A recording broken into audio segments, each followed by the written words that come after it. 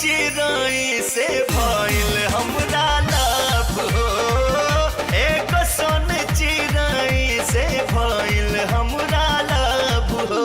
नीक काम तू कैले बाड़ा सुनला हमर बाबू, सोच समझ के कदम रखिया होखिया ना बेकाबू। चिंता जानी तू करो दादाजी, बाटे मामला गजब हो, एगो सोन चिराई से भइल हमरा लाभ हो, एगो सोन चिराई से भइल हमरा लाभ हो।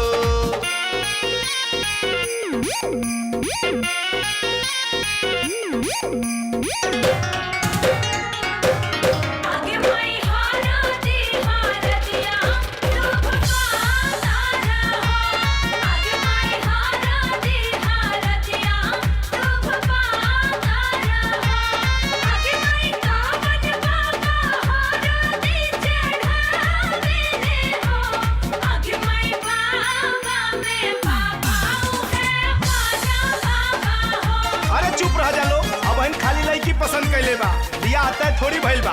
कागराई का अदाई बारी एक 20 लाख में, रूप के पानी चढ़ल जवानी गड़ गइल आँख में। अरे त ये तो बहुत बढ़िया बा, तनी फोटो भेजा।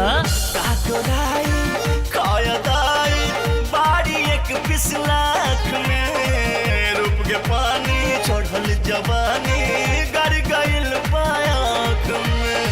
मन करे ले जाके रतिया घूमी डिस्को पॉप हो,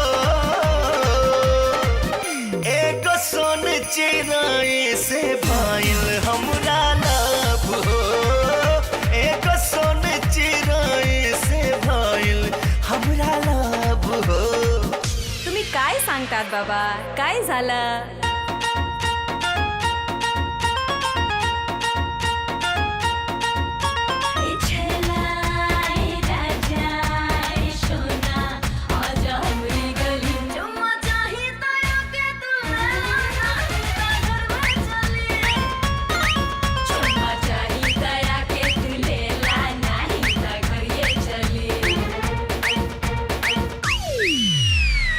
मोरनी जैसे चमके अखियां, नकिया जैसे तोता के, सीना चौड़ा हो जाए तोहरो देखबा पसंद जब पोता के।